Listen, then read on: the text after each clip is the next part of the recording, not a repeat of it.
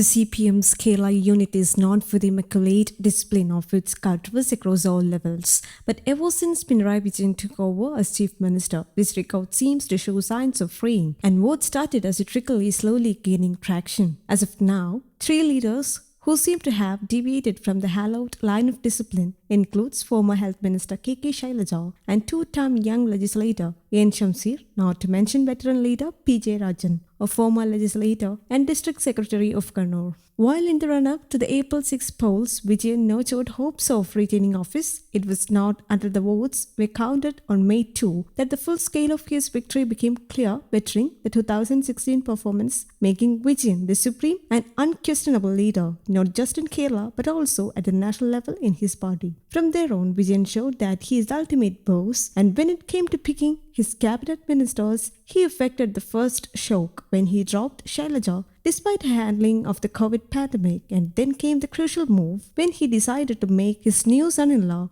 PM Muhammad Riaz, a minister. This decision ruled out a ministerial post for Shamseer, and since then, he has been blowing hot and cold, especially in the floor of the assembly, and Shailaja also, who won more accolades from the opposition benches than from the ruling benches, when at times she found fault in the way her successor Veena George handled the pandemic and also the way Education Minister V. Shivankutty was running his department. Meanwhile, Jayarajan has been cut up ever since he was asked to contest the 2019 Lok Sabha polls from Vadakara in Kozhikode, where he lost, and after that he felt he was being sidelined in the party, especially at Kannur, from where Vijayan also hails. There were instances when Vijayan failed to even take notice of the presence of Jayarajan at public venues. Jayarajan suffered another jolt when he was not allowed to contest the assembly polls on the grounds that he had contested the previous Lok Sabha polls, but present State Corporation Minister V.N. Vasavan, however, was given an exemption. Meanwhile, with Vijayan continuing to reign supreme both in the government and party, all eyes are on what his strategy would be as crucial party meetings are being held to the run-up to the state conference and subsequent party congress which is being held at Kannur next year.